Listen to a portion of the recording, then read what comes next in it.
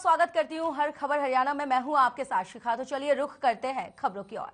चंडीगढ़ में पंडित मदन मोहन मालवीय और पूर्व प्रधानमंत्री अटल बिहारी वाजपेयी की जयंती के मौके पर राज्य स्तरीय समारोह का आयोजन किया गया। कार्यक्रम को संबोधित करते हुए सीएम ने घोषणा की कि 2022 को सुशासन अंत्योदय उत्थान वर्ष के रूप में मनाया जाएगा। सीएम ने इस मौके पर ऐलान किया कि पूर्व प्रधानमंत्री अटल बिहारी वाजपेयी की याद में गुरुग्राम में एक स्मृति पार्क बनाया जाएगा। तो वहीं उन्होंने ये भी कहा कि जनवरी से परिवार पहचान पत्र के माध्यम से राशन मिलेगा और पीडीएस के लिए अब राशन कार्ड ले जाने की जरूरत नहीं होगी। उन्होंने कहा कि परिवार के सदस्य बढ़ने या घटने का हिसाब भी परिवार पहचान पत्र में होगा।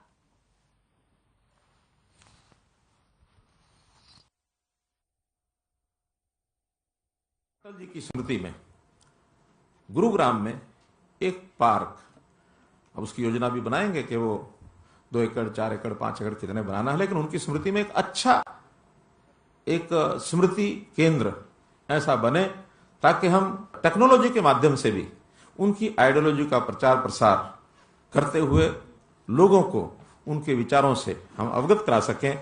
पीडीएस की एक नई योजना, इसकी भी मैं अनाउंसमेंट कर रहा हूं कि हमारे जो राशन कार्ड हैं अभी वो छप करके जाते हैं, वही लेके जाता है पीडीएस की दुकान पर, उसी हिसाब से राशन लेके आता है।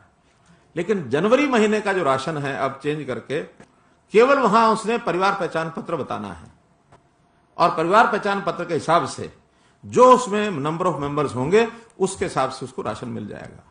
उसको अपना राशन कार्ड अलग से नहीं ले जाना है। अगर उस परिवार के सदस्य कम हो जाएंगे तो कम का मिलेगा, ज्यादा हो जाएंगे तो ज्यादा का मिलेगा। कम ज्यादा कैसे होंगे? हमने डेथ रजिस्ट्रेशन ये भी एक प्रकार से जरूरी कर दी है। बर्थ रजिस्ट्रेशन, इसको भी हम हेल्थ डिपार्टमेंट और हमारा जो पंचायत विभाग है उन दोनों से मिलकर के इसको भी अनिवार्य कर रहे हैं। मैरिज को भी हम रजिस्ट्रेशन करवा रहे हैं।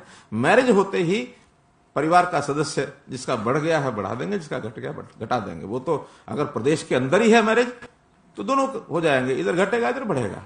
प्रदेश के बाहर शादी हुई है या बाहर से शादी हुई है तो अकॉर्डिंगली उसका निर्णय होकर के जनवरी का राशन इस हिसाब से मिलेगा।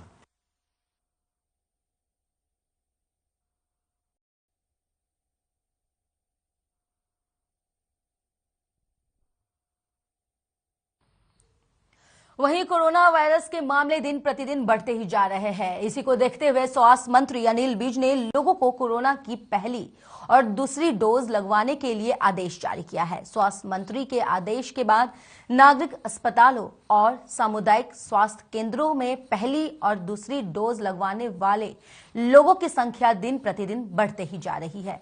आपको बता दें कि इससे पहले लोग वैक्सीन लगवाने में लापरवाही बरत रहे थे, लेकिन स्वास्थ्य मंत्री अनिल विज के आदेश के बाद लोग अब पहली और दूसरी डोज लगवाने के लिए खुद आगे बढ़ चढ़कर हिस्सा ले रहे हैं।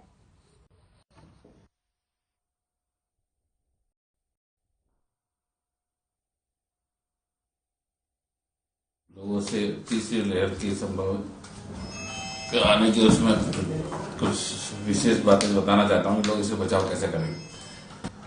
लोग जब भी अपने हमेशा मास्क लगाए रखें, 2 गज की दूरी को बनाए रखें जैसे पहले कोरोना में रखते थे, और तीसरा ये कि अपने हाथों को बार बार सैनिटाइज करते रहें और धोते रहें। सार्वजनिक स्थानों पर जहाँ भी भीड़ भाड़ का इलाका हो, बाजार हो, उसमें जाने से बचें। अगर बहुत जरूरी हो तो ही जाए, नहीं तो अपना मास्क लगा के जाए। हमारा वायरस आ रहा है उसमें भी यही सब कुछ करना है, इससे घबराने की कोई जरूरत नहीं है, बस विशेष ध्यान देने की जरूरत है। वहीं डबवाली के विधायक अमित सिहाग ने अपने पिता वरिष्ठ कांग्रेस नेता कांग्रेस केवी सिंह का जन्मदिवस नशे के खिलाफ संकल्प दिवस के रूप में मनाया है। संकल्प दिवस पर युवाओं का ध्यान नशे से हटाकर खेलों की तरफ लगाने के लिए गांव गौरीवाला के एसवीएस स्कूल में 1600 मीटर दौड़ प्रतियोगिता का आयोजन किया गया। आपको बता दें कि प्रतियोगिता में डबवाली इलाके के 350 युवाओं ने भाग लिया। वहीं प्रतियोगिता में भाग लेने से पहले डॉक्टर केवी सिंह ने सभी खिलाड़ियों को नशों से दूर रहने की शपथ भी दिलाई है। नौजवान साथियों, प्यारे बच्चों और स्कूल के बिखा नशे में जकड़े युवाओं का मुद्दा स्पष्ट है कि मेरे एक मुद्दा जो दिल के करीब है वो है कि किसी तरीके से इस क्षेत्र को और युवाओं को नशे के चंगुल से बचाया जा सके, और इसके लिए मैंने जितने प्रयास हो सके, संभव प्रयास हो सके, उस पर मैं कोशिश करता रहता हूं। और ये एक छोटी सी पहल जो मैंने 2019 25 दिसंबर को की थी डॉक्टर केवी सिंह जी के जन्म दिवस पे, कि एक रेस करवा के युवाओं का जो सोच है, जो युवाओं को किसी ना किसी तरीके से स्पोर्ट्स की तरफ, खेलकूद की तरफ बढ़ावा दिया जाए। और मुझे बड़ी खुशी है इस बात की कि भाई जो जिस तरह की दिलचस्पी, रुझान, आज भी तकरीबन 400 युवा साथी सिर्फ डवाली हल्के के इस दौड़ में भाग लेने आया। और सबसे छोटा तो मैं मानता हूं मेरे ख्याल से 7-8 साल का 9 साल का बच्चा था, तो जो उसने भाग लिया है। तो ये एक सोच है जिसको धीरे धीरे करके मैं मानता हूँ आज अभी तो एक पौधा लगाया है, और इस पौधे को धीरे धीरे करके हम बड़ा करेंगे तो बड़े एक परंपरा के रूप में आज ये दूसरा मेरे ख्याल से टूर्नामेंट होने के बाद एक परंपरा के रूप में स्थापित हो गया, और हर साल इसको मैं बेहतर करने का काम करूंगा।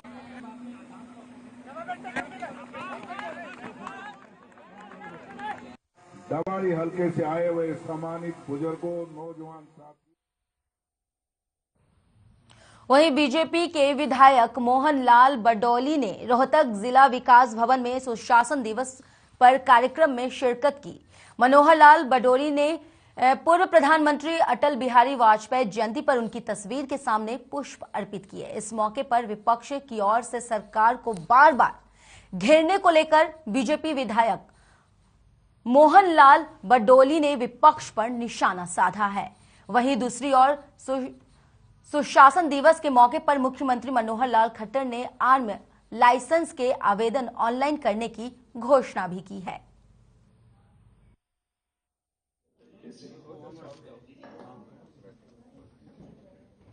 आज सुशासन दिवस है और अटल बिहारी वाजपेयी जी ने अपने प्रधानमंत्री काल में और विपक्ष में रहते हुए उनके जीवन से सीख कर मैं विपक्ष के लोगों से भी ये कहूंगा कि पॉजिटिव सोच के साथ सरकार की आलोचना करें, और पॉजिटिव सोच के साथ ही जो सरकार की अच्छी योजनाएं हैं उनकी तारीफ भी करें।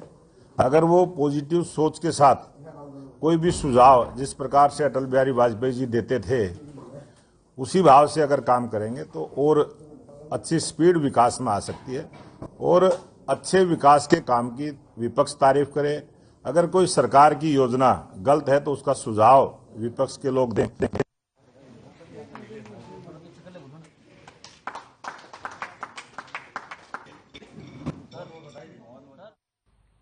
वहीं अगली खबर अंबाला से है, जहां एमडीएसडी गर्ल्स कॉलेज में 44वें जोनल यूथ फेस्टिवल का आयोजन हुआ है, जहां अंबाला से सांसद रतनलाल कटारिया और विधायक असीम गोयल ने शिरकत की। वहीं इस दौरान रतनलाल कटारिया ने कांग्रेस पर निशाना भी साधा है और कहा है कि कांग्रेस के पास ना तो कोई विजन है और ना ही नेता है और ना ही कोई नेतृत्व है। वहीं अंबाला से बीजेपी विधायक असीम गोयल ने राहुल गांधी पर बड़ा सवाल खड़ा करते हुए कहा कि राहुल गांधी को यही नहीं पता है कि वो हिंदू है, मुसलमान है या ईसाई है।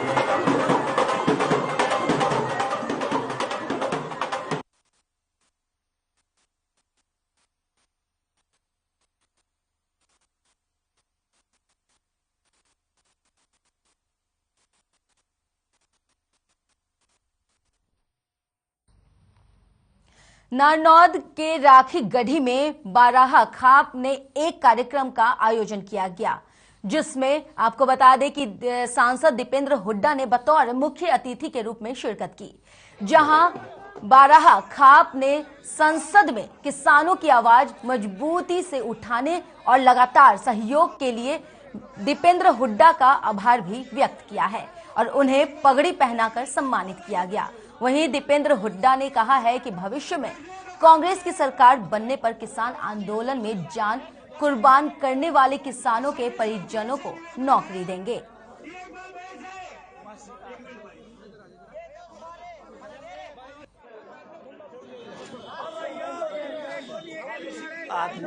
प्रदेश का युवा है वो देश में सबसे ज्यादा बेरोजगारी दर का सामना करने पे क्यों मजबूर है? मुख्यमंत्री जी से मैं जवाब मांगता हूं। आज भारत सरकार और नीति आयोग मोदी सरकार क्यों कह रही है कि हरियाणा में सबसे ज्यादा बेरोजगारी है? मुख्यमंत्री जी जवाब दें इस बात का। ऐसे में इतना बड़ा भर्ती घोटाला, जहां जो छापे पड़े तो करोड़ों रुपए, 3 करोड़ 60 लाख रुपए बरामदगी हुई। वहीं जिंद में गोत्र विवाद के चलते खोखर गोत्र के कई परिवारों का चहल गोत्र के लोगों ने सामाजिक बहिष्कार कर हुक्का पानी बंद कर दिया है, जिसके चलते पीड़ित परिवार ने एसडीएम से न्याय की गुहार लगाई है। आपको बता दें कि चहल गोत्र के लोगों का कहना है कि जिस लड़की की वो शादी करके गांव लाए हैं उसकी दादी चहल गोत्र से है, इसलिए दुल्हन उसकी पोती हुई, जिसके चलते ये शादी बर्दाश्त नहीं करेगी। वहीं इस मामले को लेकर पंचायत हुई, जहां कंडेला खाप के पूर्व प्रधान राम कंडेला ने बताया है कि किसी तरह का सामाजिक बहिष्कार नहीं है और जरूरत पड़ी तो मामले में दखल भी दिया जाएगा।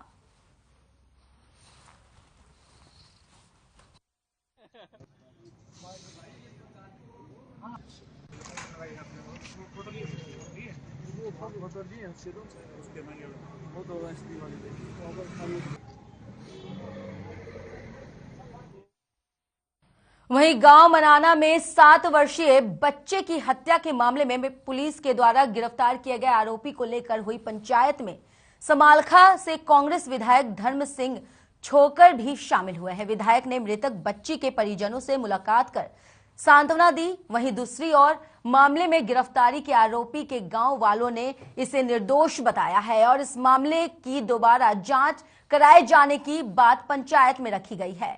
बच्ची की हत्या के मामले में गांव में पंचायत, वहीं बच्ची की हत्या के मामले में आरोपी को गिरफ्तार भी कर लिया गया है।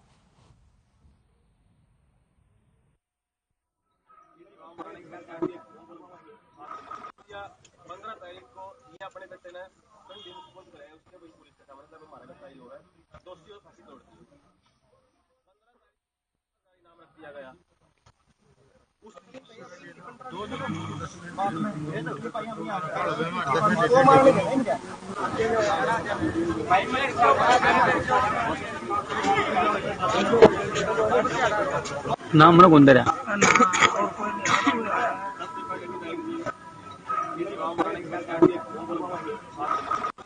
15 तारीख को ये अपने बेटे ने डिस्पोज कराया, उसने कोई पुलिस के सामने सब हमारा ट्रायल हो रहा है, दोषी को फांसी तोड़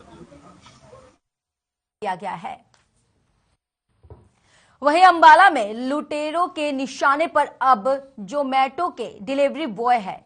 ये आरोप जोमेटो के डिलीवरी बॉय ने खुद लगाया है। उनका कहना है कि डिलीवरी के वक्त बदमाशों ने बंदूक की नोक पर वारदात को अंजाम दिया है। आपको बता दें कि इस घटना की शिकायत पुलिस को दी गई, लेकिन पुलिस की ओर से इस मामले में कोई कार्रवाई नहीं की जा रही है। के हौसले बुलंद, जहां जोमेटो बॉय को भी बदमाशों ने हमारे पे किसी ने ऑर्डर दे के ना और खाना मंगवाया था रामपुर सक्सेडी एरिया में, तो उस पर कंप्लेंट आई है। अभी चेक करे जाके, मोबाइल नंबर चेक करा, डिटेल ले रहे। अगर कोई इसमें सच्चाई पाएगी तो तुरंत कार्रवाई।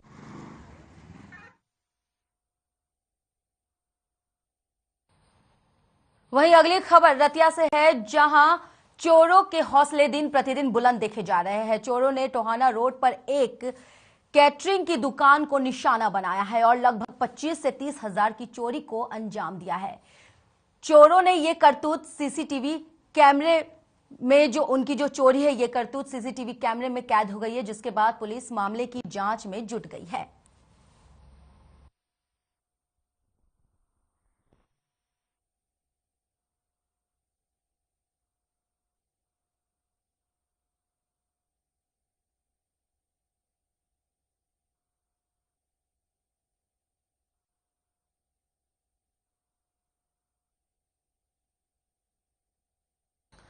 वहीं यमुनानगर में स्वास्थ्य विभाग की टीम ने जगधारी के बाजार में एक मेडिकल स्टोर पर रेड की, जिसमें संचालक न केवल एमटीपी किट की सप्लाई करता था बल्कि महिलाओं के गर्भपात के लिए भी उन्हें किट महंगे दामों पर बेचता था। स्वास्थ्य विभाग ने मौके पर ही पुलिस को बुलाया और स्टोर संचालक को पुलिस के हवाले कर दिया है।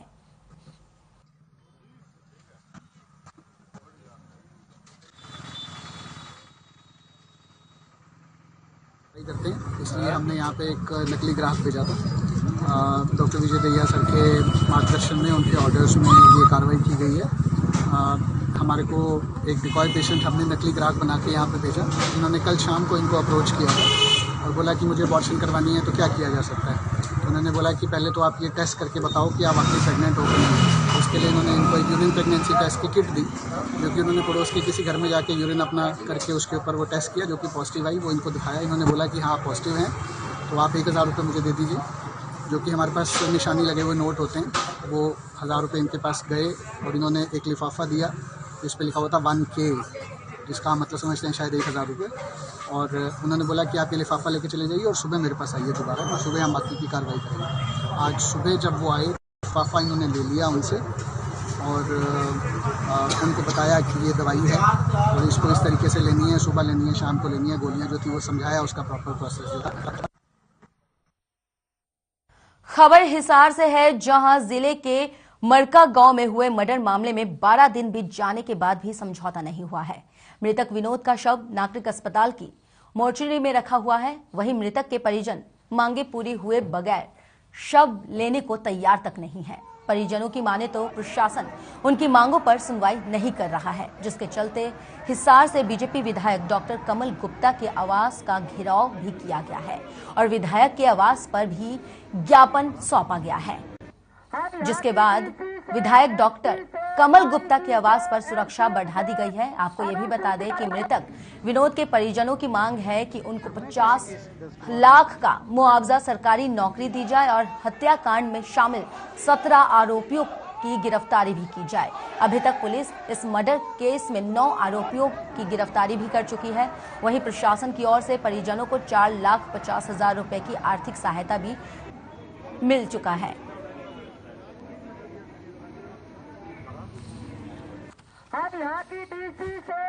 के साथ कहना पड़ रहा है कि आज विनोद की हत्या हुए 12 दिन हो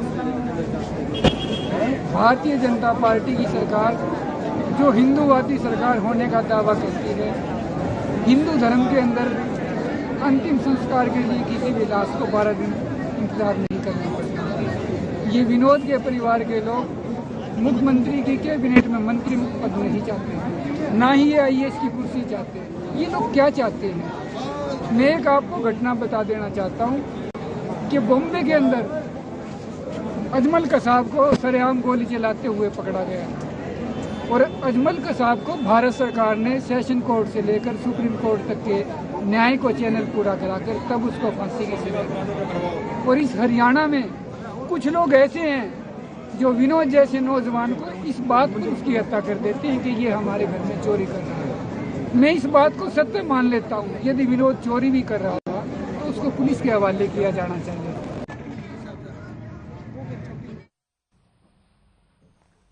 वहीं कोरोना के नए वेरिएंट के केस को देखते हुए झज्जर पुलिस अलर्ट मोड में आ गया है।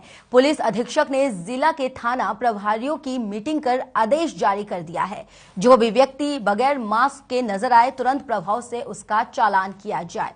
आदेशों के जारी होने पर महिला पुलिस रात के समय सतर्क दिखाई दी है और बगैर मास्क वालों के चालान किए गए हैं और ओमिक्रॉन वेरिएंट को लेकर लोगों को जागरूक भी किया गया है।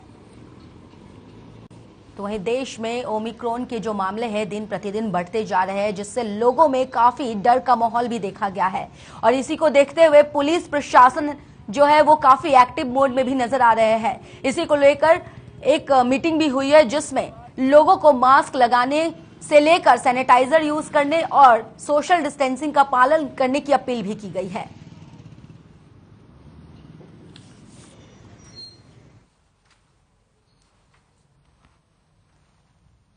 वहीं कुरुक्षेत्र के मल्टी आर्ट कल्चर सेंटर में शनिवार को यश बाबू चैरिटेबल ट्रस्ट हाइवा और हरियाणा कला परिषद कुरुक्षेत्र की ओर से यशस्वी गौरव सम्मान कार्यक्रम का आयोजन किया गया है। आपको बता दें कि कार्यक्रम में हरियाणा से जुड़े फिल्मी कलाकार एक मंच पर नजर आए। साथ ही कार्यक्रम में मुख्य तौर पर गीता मनीषी स्वामी, ज्ञानाचंद महाराज और थानेसर विधायक सुभाष सुधा भी मौजूद रहे। आपको बता दें कि कार्यक्रम में विशेष आमंत्रित बॉलीवुड कलाकार यशपाल शर्मा ने शिरकत की है। वहीं यशपाल बाबू चैरिटेबल ट्रस्ट के चेयरमैन एवं फिल्म निर्माता निर्देशक राजेंद्र वर्मा ने कहा है कि आयोजकों ने फिल्म इंडस्ट्री से जुड़े हरियाणा के तमाम कलाकारों को एक मंच पर लाने का काम किया है।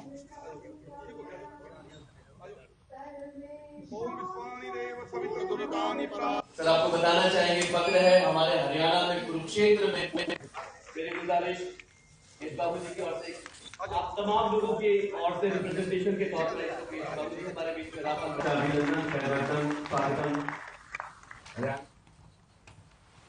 वहीं पिहोवा में धार्मिक संस्थानों की ओर से तुलसी जयंती के उपलक्ष्य में शोभा यात्रा निकाली गई है। पिहोवा के मेन चौक से लेकर सरस्वती मंदिर तक निकाली गई शोभा यात्रा में अनेक धार्मिक संस्थानों के लोग शामिल हुए हैं। वहीं जय श्री राम का उद्घोष करते हुए शहर के विभिन्न बाजार से निकाले गए इस यात्रा में सरस्वती मंदिर तक इसे निकाला गया और काफी ये जो यात्रा है काफी भव्य देखा गया। वहीं श्रद्धालुओं की ओर से चालीसा पाठ और प्रसाद का भी वितरण किया गया है। मां सरस्वती के प्रांगण में, मां बाला सुंदरी के प्रांगण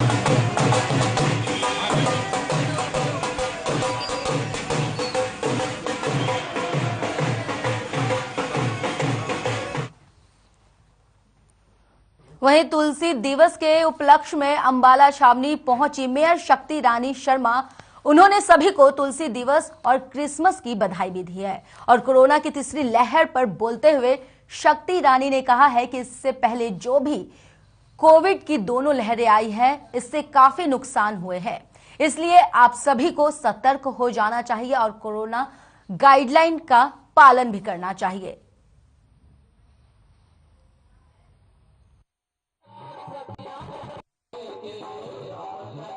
आज क्रिसमस का भी दिन है और हमारे समाज के लिए भी बहुत बड़ा दिन है ये। हमारा तुलसी विवाह का दिन है आज। तो मेरी तरफ से सब शहरवासियों को, प्रदेशवासियों को बहुत बहुत शुभकामनाएं हैं और क्रिसमस की भी सबको बहुत बहुत बधाई है। मैम, जैसा कि कोरोना की अब तीसरी लहर चल रही है तो इनमें लोगों को आप क्या सूचना देना चाहेंगे? ये देखिए, जैसे पहले भी 2 लहरें आई हैं और हम सब ने देखा है किस तरह से नुकसान हुआ है, क्षति हुई है। तो उसको ध्यान में रखते हुए हम सबको सतर्क रहना चाहिए और जो भी हमारी गाइडलाइंस हैं कोविड की उनका पालन करना चाहिए।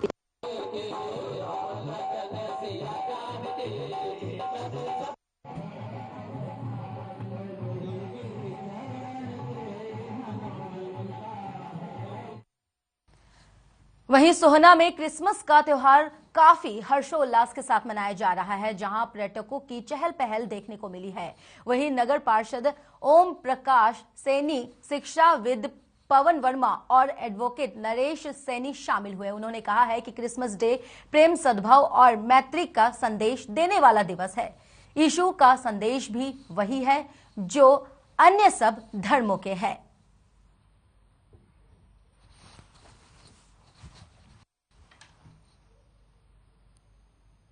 फिलहाल खबरों में बस इतना ही। मुझे इजाजत दें। नमस्कार।